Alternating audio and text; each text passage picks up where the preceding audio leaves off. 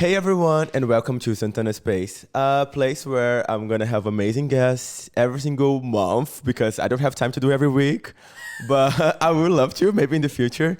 And what I want today is to hear different stories from people that moved abroad, moved to the Netherlands, and are figuring their life out. They already figured their life out, and all the beautiful and non-beautiful paths that comes with it. I have an amazing guest today. You don't see her yet because it's zoomed, but you already saw the name, so it doesn't matter. Uh, but the guest that I have today, I'm such a fan of her work with TikTok, with Instagram, but also with sustainable fashion. Everything she does is amazing. And welcome, Rashi. Thank you for having me. I feel honored to be your first guest. I feel honored to have you here. But yeah, what I want to ask you. How do you feel about living in the Netherlands, starting like with like a fist already, like starting with a slap in your face, like? I love it. And I'm not sure like anyone who's seen my content on my account, they can just tell I'm obsessed. I'm obsessed with the Netherlands and Amsterdam, especially Dutch culture, and just I really feel like I found my city. I feel like I belong, and I didn't belong before anywhere that I lived. And like Netherlands is the place where I really feel like I belong. So I really love it. Okay, but where were you living in different countries besides your home country in India? If you guys don't know, she's from India. I lived in London for 2 years while I was studying. Ooh, that's nice. Which was also great, but I think it was just me being outside of India for the first time and like student life, so I don't credit like London a lot for that. Okay, but so you were studying in London as a high school student or as no, in university. Oh, you So did. I went to fashion school, London College of Fashion. Really? That's awesome. Now I understand why you are like what you do.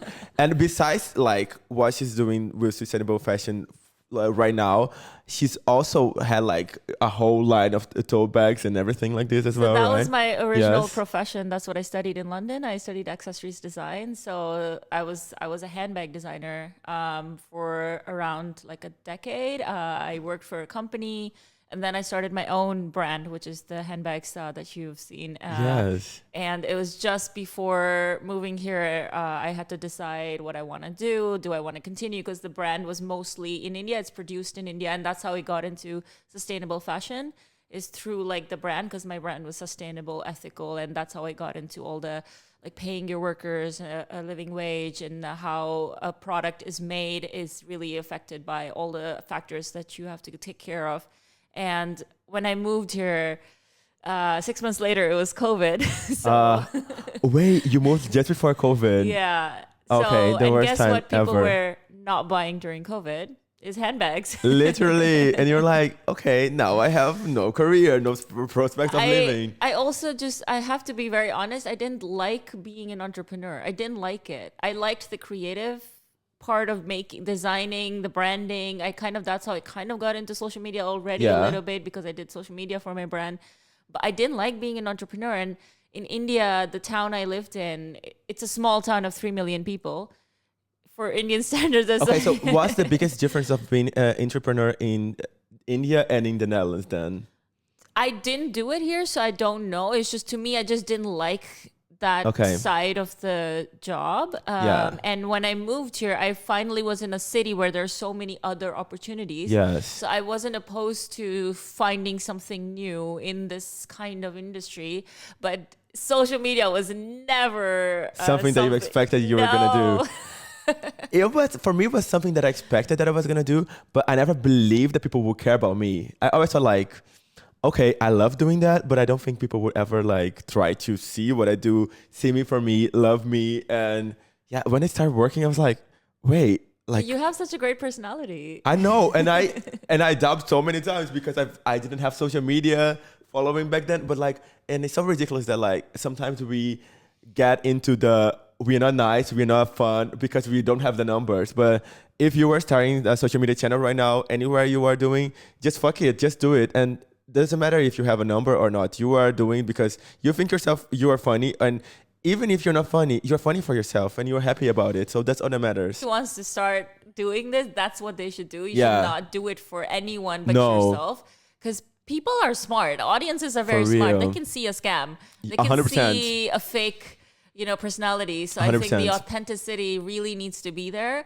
Yeah, and doing what you like to do, like Yeah. because you can see when someone's doing like something super forced. Exactly. Yes, So I was just doing, and then on Instagram, I was doing like Indian culture stuff, being tall, like all of this stuff. And then when I think my Instagram went really viral way before my TikTok. And all of these people, like especially men, like started following me. yes, And then that's when I was like, if these men are gonna follow me, I'm gonna post content about feminism because now they have Yes. to watch it. So So, but then how it is for you, like the sexualization and like how, like, because going through like me as well, I feel like when I say I'm from Brazil, then like Dutch people are like Dutch men, because I'm gay, are very much like, ooh, you are so exotic, you are so hot, ooh, papi, and I'm like, first of all, I speak Portuguese. Papi is not like Portuguese, it's Spanish. Don't start trying to speak Spanish with me. I don't know where, because it's like weird. And then second, like, why suddenly I became exotic? Because you know that I'm from Brazil. It's like it's fucking ridiculous. yeah, to me, I just turn it into content. Yeah, me too, me Turn too. it in, like it's also like I turn a lot of real life experiences Yeah. into reels. Like if I'm at a club, this guy, he was Brazilian, by the way. It was not me. It was not me. It does not represent. But he came up to me and like he was talking, and then I was talking, and then he said, "Oh, your English is very good," and I just go like, "Yeah, we were colonized by the British, like." Of course, Literally, our English yes. is Like, so I made that into a reel, and also with the exotic. Like I have a friend, she's Ethiopian. I have a friend who she's Yes. Indonesian. And then we made a reel together. Like we're not endangered animals. Like it's like when they call us exotic, but we are literally like we make up like 1/3 or half the population of the world. Exactly. I'm not exotic. You are exotic as a Dutch person. yes, like, just because you don't know much about my culture doesn't mean that like my culture is exotic to you. And I don't want to be like, I will. It's also fetishizing. No, at the same time, like, I would love like people like thinking like, oh, he's so hot. I would love to be like, sing for my beauty. Would you like to sing for your beauty? I would like to see people sing me for my beauty a little bit. But because I feel like some people can just like be there and then they post a video dancing like, ta-na-na, and then they have million views, and I'm like thinking, and I have to be thinking about all these things, and then this topic. Sometimes, I think you can have that if you use it to like get more people to listen to your cause, yeah, So, no, I feel like yes, but I feel like you are a human being that do multiple things. One day you are super tired, you don't want to do anything, you just want to dance on TikTok, and this is super valid as well. Of course. But then I feel like some people like also because of so many things that.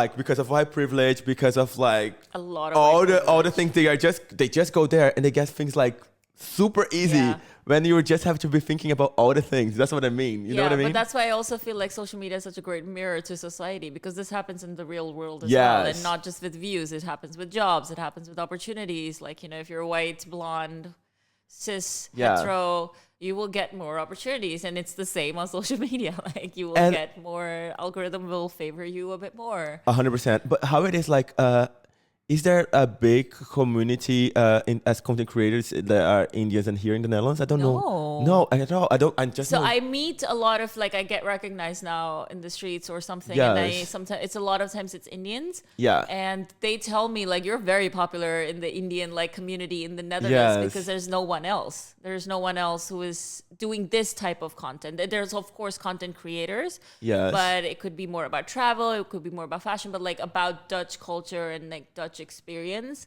So would you like to do something to like bring the Indian community together and organize something for them, like with you on it, or not for you at all? If I do it, it would be just for women because I have trauma from Indian men. I know. Talk about that. Talking about what happened to you last week, literally. Can you like tell me your experience in that Indian party that you had? So I tend to avoid any Indian like parties, or like it's also because of my trauma. Like I've so much trauma from like India and like how men behave in crowds, and Yes. it's a very valid Of course. fear. So I usually tend to avoid it, but I really wanted to dance Bollywood. Which valid as well. Like you just want to be a And, human being, yes, and have fun. So I went to Claudia's Latina in the Netherlands. Yes. I went to her Latin party, and I was like, Claudia, we love you. Claudia, your parties are amazing. Because I went Yes. to her Latin party, and I was like, this is the vibe. I love this. I wish we had Yes. something like this In the for Indian. Indians and like Bollywood music, because it was all Yes. Latina music, and everyone. It was such a great party. Yes. Check out her Latin parties. Actually, I'm going to a Claudia's boat party today, which is not going to be posted today, but it was I know. today. I'm Yes. missing it. I'm so sad. But I think that day, that night after the party, I was talking to my friend, and I was like, it would be so cool to have something like this, but I'm never gonna go because I'm always so scared of being around that many, Indian men, and it's Yes. my thing. It's my issue. Like I can't handle that right now. Of I need course. to heal from it. But Which then is we valid, came yes. up with like, oh, what if we do like an Indian party with Bollywood night with just women? Yeah. And I'm not gonna organize any. I really don't. I have the energy to, because events planning, people think it's easy, but it's No. not. There's so much that goes into an event that people are paying for. Then Yes. you really have to bring it. But when I posted about this on my stories, because I post my thoughts like on my stories, so many women messaged me like that would be that's why I don't go to parties, and if it was just an all women, I would Yes. really go.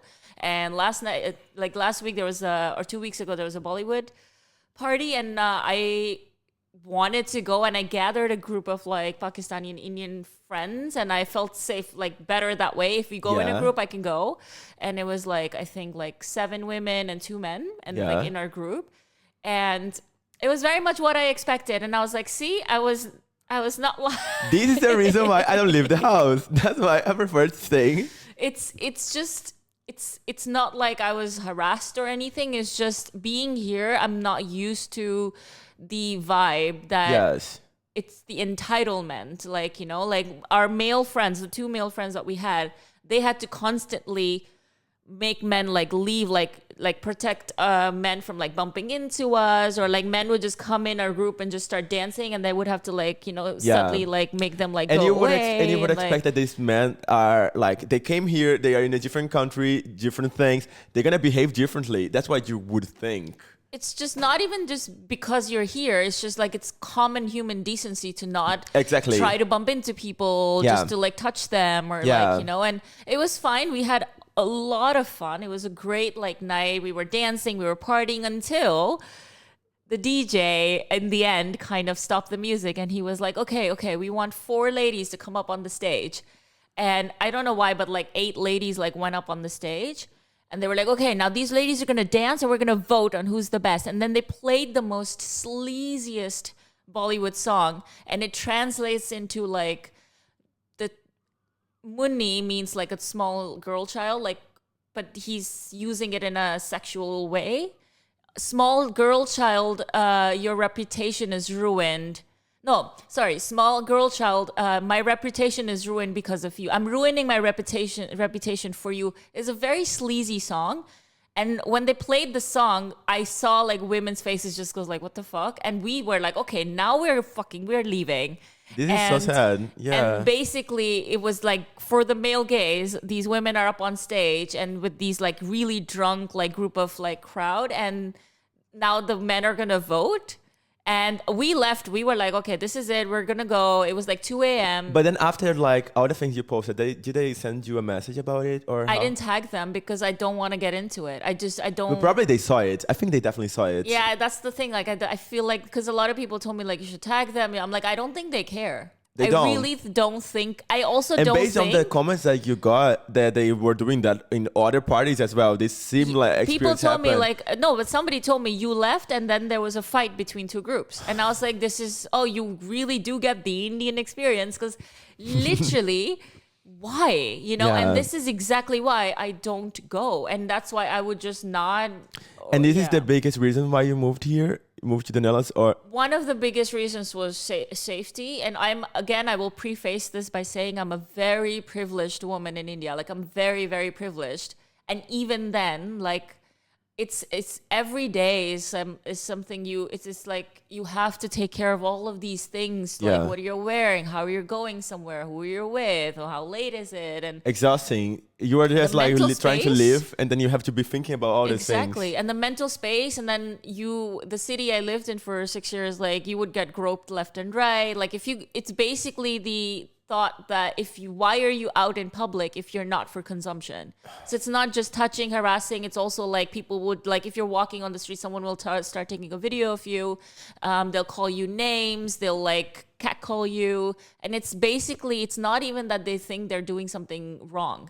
They think it's their entitlement to treat you that way, because if you don't want to be treated this way, why are you outside? Why are you wearing this? Why do you exist? You know, so I feel like in India, a lot of women don't have access to a lot of public spaces. They have to really take on the blame of all of these things because it is your fault that you are here and wearing this and doing this. Because we Yes. also had an incident at a Indian restaurant Yes. that we went to, and we were eating, and I posted like, oh, we're here, we're gonna post a review, and then somebody DM'd me that, oh, I went there and the waiter was just staring at us because I was with a man, like I was on a date, and like this person was just, the waiter was just, I did not like this place because they were staring. And I showed my friend this message. I was like, oh, look. And she's like, okay, now I have to tell you, is your dress backless? And I was like, oh yeah, my dress is a little low back. And she's like, that waiter has been staring at your back the whole time. And I thought it was nothing. Maybe he's not. But now that somebody else said it, and then I don't know. Like, I don't know. The feminist in me was just like, I have Of to do course. something about it. And my friend was like, you know, nothing's gonna happen because, you know, they don't really care. And I was like, there was one woman working in the restaurant, and she looked like she was a higher up, like a manager or something. Yes. And I said, I'm going to talk to her and ask her what she thinks. And if I can, because also sometimes when you have a following or when you have, you know, you're an influencer, you Yeah. kind of have a little bit more power Yeah. to affect some change Yeah. because they fear you could do something. 100%. I wouldn't, but I feel like I have a bit more of a position where I can maybe do something, and no Yeah. one should have to go through this, like staring, No. even though people think like, oh, it's just staring. No, it makes you feel 100%. super yes. uncomfortable, and also triggers your traumas from like being Literally, yes. you know, stared down and being treated like you're an object. So I spoke to the woman, and she's like, yeah, it happens a lot, and I can't say anything because then they just fight with me. And she was the only woman in the whole space. It's of course, like, what are you gonna do? It's impossible. She feels super intimidated. And Exactly. Yes. And then I said, do you think I can do something? She's like, tell the owner. And the owner was a really like old, like really nice, like uncle. And he was really sweet. And he was, I think he owned the businesses. And she said, just, if you tell him, he could do something. Yes. And I just told him, I'm like, I'm not going to say anything, and I'm not going to name the restaurant. It's just that man is doing this, and two people have DM'd me that it's happened to them. So it's like a thing that happens. I don't think this should happen, and like your clothes shouldn't matter. And he just took it so seriously, and he was like, this is not okay. I have daughters, like, you know, you're not in India anymore. Which it's so annoying. Like that man, he was amazing. He was really No. nice. But, like, I why do hate you have to have daughters? I have a daughter, and then now I care about women. Yeah, like yeah. no, you. And you don't need to have daughters to think of women as actual human or beings. when men are very much like, why would I be sexist? Why would I do this? I have a mother. Like, No, it's like, oh, I'm not racist. My friend is black. yeah, literally, like, annoying, lovely guy, but yeah, you know what I mean? Like, Yeah, he really like told me like, I will invite you again, and like, I'm so sorry. Like, to me, So nice, yeah. Even if he doesn't do anything, at least I've spread like a bit of awareness. But why should I have to go through this? Why should I? Because I really like had to make a decision. Like, do I do something? yeah, like, and you like know? trying to feel safe and like, but the question that I have for you is like, what kind of advice would you give to different women, young woman, Indian woman, Brazilian woman, like doesn't matter, woman, to feel safer in anywhere in spaces? What they could do to feel better when You mean things in like the something like this Netherlands, or- anywhere in general? I don't know, because it's not on us. Yeah, it really is not. It's not on Yes. us to like. I feel like you could be the safest person, but then, you know, and I sometimes being safe is like hindering your freedom. So I don't really feel like I can say do this, do that, because it shouldn't be on us to do anything to feel safe. It's, I think, a fundamental human right to feel safe in places and in society and in public spaces, especially where everybody should have access. And I think women's issues is so different based on location, geography. It's not like Netherlands is perfect, you know. No, 100% not. There's so much patriarchy here, but like, of course, compared to India, it's not as much. Also, it's a smaller country, so it's easier. I get it. But to me, it was moving here just like, it was insane. Like the first 6 months, my brain like glitched so many what was times. like, okay, so in these first 6 months living here, what actually, like, what you felt in the moment? It really like shows you how much of your brain was occupied or how much of your brain space was dedicated towards not getting harassed and raped. Like, you only have to get out of it to realize how much of your daily, because it becomes subconscious after a while. Like, I've been in India, I was in India for like 30 years. Yes. Born and raised. So to you, that's normal. Yeah. So when you finally get out of that space and you realize how people here don't do that. Like, I think there was one incident that happened here that really like made me go like, whoa, I'm not in that like, you know, situation anymore. Yeah. Is I had to go to the gemeente. Yeah. And I had to go to the gemeente to get my BSN number or something. Like, it was in the beginning, like few months. And then I had to go to meet a friend in the city center. So I thought I will first go to gemeente and then go meet my friend and then come back home. Yeah. And I was planning my outfit because I love fashions. I was planning my outfit and I wanted to take pictures. Be the same color as the gemeente? Like, No. It was because I was going to take pictures with the friend. So I took out my outfit to wear to meet my friend. Yeah. And then my brain automatically was like, oh, but you're going to a government office. You can't wear shorts. Because in India, you cannot go to a government office. Like, you have to dress modest, whatever that means. Like, you have to like... And the worst thing is, like, India is super hot. Like, Brazil is also super hot. And then, like, want to wear shorts. I'm wearing to have, like, jeans when it's, like, 40 degrees because of the, like, the rule. And I'm like, oh, exactly. So I my brain immediately said, you can't wear this. You have to go to a government office. And then my other brain was like, you could do whatever you want. You're in the Netherlands.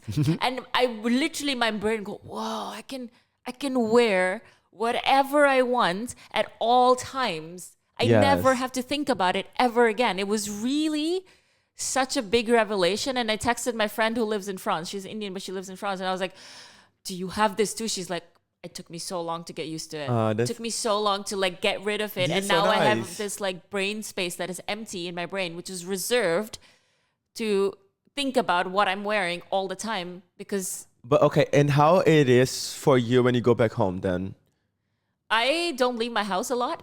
Okay. So when I go home, it's mostly to be with my family and eat the food. Yes. So I'm at home a lot. And again, I'm a very privileged Indian. So we have cars to go in and we meet people in like nicer places. So it's not really something I have to care because I'm not living there. But when I was living in Pondicherry, where I lived for 6 years, it's a very small, like the main city is very small. So it's not like you can go by car, you walk a lot, you cycle a lot. So that's when you're out in public is when you actually when you have to actually care. But when I go to India now, I'm not out in public. I'm not going to like offices. I don't have to care about a lot of stuff because I'm not living there. I'm just like there. So I'm like at home. Yeah, I feel you 100% because... But you do have to get used to a lot. Like when I go back, the first thing I have to get used to is all the staring. Yeah. There's a lot of staring, which I'm not used to. Yes. Okay. It's a lot. And you are used to it when you live there. And then I get used to it in like a week or something. But like when you land there, especially like if you land in like Delhi airport and like you're just like, oh yeah, this used to happen. Oh yeah. Oh yeah, crazy. I forgot about that. Because for me, in my experience as a Brazilian, when I go back home and when in the past, I used to like, safety was the biggest thing for me. I used to like carry 2 phones. One, they steal me, and the other one, so I can have the phone. And going outside was always like, oh my God, maybe someone's gonna steal me right now. Maybe someone's gonna kill me right now. Things like this could happen. And that was my biggest fear. And then I had like really traumatic experiences that were horrible. And then when I moved here, I was like, I can walk 3 in the morning without feeling scared of Same. like things. It's just like such a basic human need that like we should like just not. safety. Yeah. And even though crime happens here also All the time. No. But the probability. Yeah. Like sometimes I like also just if you go out clubbing or Yes. something and you can just cycle home. It's the best. I love it. Freedom of it, because usually in India you either have to get a cab and then you're Yes. scared, so you share your trip with your friend because because For it's a real. male driver, or you really have to depend on men. You need to think so much about ahead when you're literally But like the just depending leaving on the men. house. The dependence You on cannot men. like get an Uber in India. You can get an Uber, but then you're still scared a little bit because the driver is male, so you can't like I relax. think You in always Brazil, have to be like, on alert. I'm a man, so for me it's like I take an Yeah. Uber and I'm fine. But then like that's so different from my past because nowadays I'm working and I earn in euros, so it's very different from my past. Like I was not like from a privileged family. My family don't have money at all, and not that I know that your family have money. No, I don't know. No, I'm very privileged. Yeah, I'm not. Very And then I privileged. was like going to places by bus and things like this. And then nowadays I'm like, my brain's very much like, I'm not gonna leave the house without an Uber. Like, why I would like suffer like the fear of like something happening to me when I can just get an Uber. But even if I would have the same privilege as have the money, I was as a woman that would be a lot harder because I would be like, is my drive like a man? Is it gonna be a woman? Do I gonna suffer some? It's really annoying. It's really hard. For me, what happens is like a real personality change. When I go Yes. back to India even for a short while, like I'm so much more bitchy. Because if anyone goes to India, like especially a woman, I Yes. tell them like, you can't be polite to everybody. You have to be a bit of a bitch because otherwise they take that as an invitation. And they will never change. They like. I feel like you being a bitch makes the culture change a little bit in a way I that. feel like it's just sad because it just, it's just it. But do you see any change in India nowadays compared to 10 years ago? Compared to I definitely see a change. Definitely, because I think social media, because women are talking to each other. Yes. We have a lot of content. Like I also see in my DMs, like my content inspires people to like, not take shit and like speak back a little bit. Beautiful. So I see that. Also, a lot of women are working now. That's becoming maybe a bit of less, but then they still have to do all the housework. So it's not, yeah, it's super ridiculous. I think financial independence is one of the biggest things that can change, the patriarchal Indian society, Yeah, because women just need that power. But I don't think in my lifetime I'm going to see like a big shift. It's in your happening. lifetime, Yeah. in your lifetime. No, it's not. I'm really hoping like that in 20 years things are gonna be a lot better. gonna be if we better. are here, if the world is still here, It's going to be better for sure. It's always better. But again, I will preface this. My view of India is also from a very privileged point, and all my people, like I know, are privileged. Like I'm, so it's Yes. also a very small percentage of. Yeah. So in like a lot of different factors, it's not changing as much. Like marital rape is still legal. Literally. You can rape wife and it's legal. So I'm like, to me, those are the things that I am talking about. Like I don't. Yes, and it's so important. It's so important to hear that. It's so important to because like for me, as a Brazilian, I had no clue that marital rape is legal in India, and like having the chance to have this conversation with you, it's really Yeah. important to me. Okay, I have a question for you.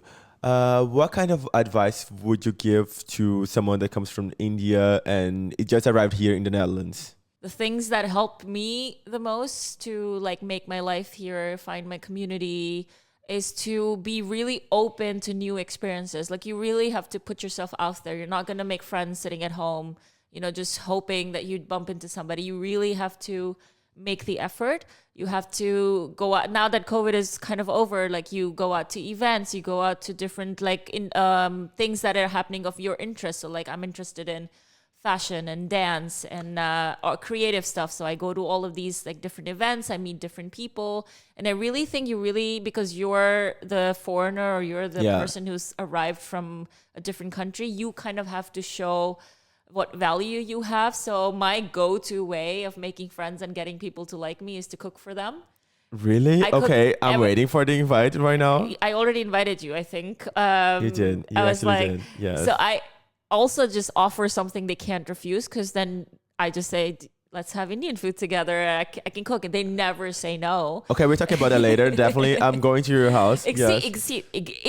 Instant friends. Of course. You know, so it doesn't have to be that. It could be anything. But I think you really have to do a bit more work to show your value and why should they hang out with you? They have their life here. Why should they hang out with you? And then you have to really show that.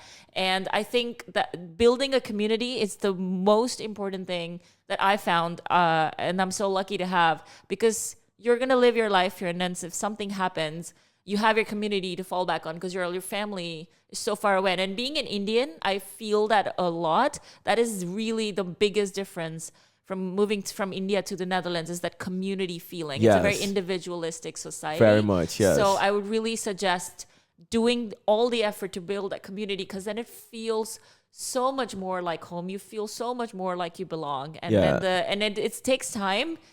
If you're here for like a year or two, it's going to happen. It's just you also need to have patience, and then you need to find things that you can do by yourself. I do everything by myself, because you just have to find that happiness and that fulfillment within yourself. Yes. And then you can really shine and grow and really appreciate this amazing country and all it has to give. But you really have to do the effort. Okay, but could you give us some examples of places you could go? Where do you go, for example? What are these fashion places? So if you are a woman, my best advice is this Facebook group called Girl Gone International. And they have one in every city. So I'm part of the Amsterdam one. And you can literally just post your picture or just say, hey, I'm looking to do this. Does anyone want to join? And they post so much like, hey, I'm going to this concert. Does anyone want to join? So it's really easy to meet people that way. I also follow a lot of groups and interesting accounts on Instagram. So if I'm interested in fashion, I follow people who post about fashion events or Facebook. The only reason I'm on Facebook is for that group and the events section. So events on Facebook. Events on Facebook are still a thing. I had no clue. Yeah, it's still a thing. So because I'm into sustainable fashion, I follow a lot of sustainable brands that do pop-ups, and I go to the pop-ups, and you really have to go up to people, introduce yourself. And don't feel scared. Don't feel scared. Don't feel scared. Everybody's scared. Literally. Everybody's faking it. We're always scared. Everybody's faking it. So just... Really, I feel like the biggest advice I can give is that shame or cringe bone you have, just pluck it and throw it away. Don't have any shame. Don't have any cringe. Nobody cares what you're doing. Nobody's thinking about you. Just go up to people, introduce yourself, really put yourself out there. And I find a lot of my stuff on social media. But that's so funny because for me, it was literally the same. Like my first year, I was like, can I make friends? Then I was searching on Facebook. Brazilians in the Netherlands, Facebook group of LGBT people in the Netherlands. Yeah. And then I made so many friends like this. It's insane how I made so many friends because of Facebook. And then exactly. And I mean, social media is to be social. Literally, that's what the point was before it became... But what do you do if you're not social then?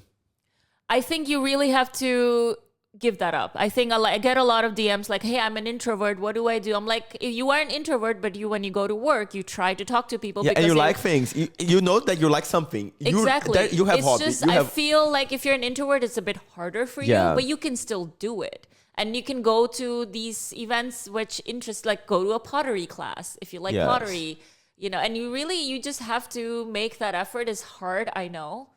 But the reward is so worth it when you have your community and you have your friends and because especially for extroverts, having a community is really important. That's how you get this energy. I think everybody needs a community. It's just with introverts, maybe they don't need so many people. They just need a few. But then to do that, to be a good friend, you have to give back. And how I handled it was I give to everyone. I give I'm generous and I'm inviting people and I'm making plans, and the right people will give it back to you. And that happened to me after a while, but the right people will give it back to you. And then you really feel like you're finally... And there's nothing like, okay, I've been there, done that. I experienced that and it was really hard for me.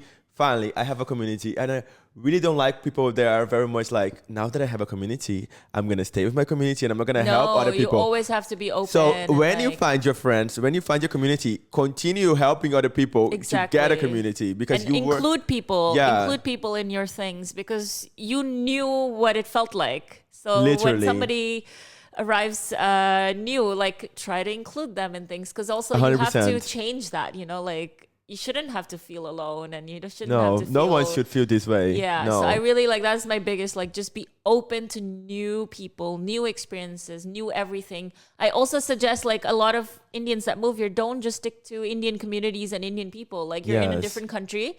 I grow and learn so much from my really multinational cultural group of friends, because also, like, be with the queer community. And, like, Yes. it's your opportunity to learn so much. Literally, yes. And Make the best of it. that's the only way you're gonna grow as a person. Exactly. Because you moved for a reason. You don't want to stay the same person that you were Exactly. 10 years ago. Exactly. So keep on growing, keep on keep continuing. exploring as well.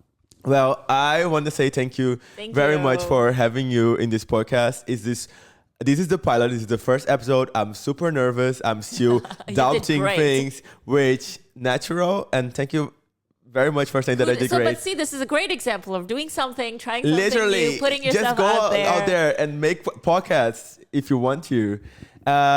You can find this podcast on my YouTube channel, on Spotify channel, and some shorts and TikTok videos that will come very soon as well. Of course, this podcast is happening once a month because, like I said, I don't have a lot of time. But maybe it's gonna be a lot more times. But next time and next month, we're gonna have an amazing person over here as well, talking about amazing stories about different cultures, different things that they are dealing about moving in the Netherlands. And thank you very much for listening as well. If you are here and if you are watching till the end, we love you even more. Rashi, where can I find you online? You can find me on TikTok. It's at rashi.in.amsterdam. And on Instagram, it's my name, at rashi.agarwal. And if you want more tips and, like, how I navigate the Netherlands as an Indian, follow my social media. We'll see you there. Yeah, definitely. And obviously, you can find me here. You can find space here. I don't remember all the things because I'm not a professional as good as you. That I don't remember. We can do some trainings. Do you have classes? Can you teach me? For free. Okay, she's giving me classes. We are doing that. Thank you very much, and bye, everyone.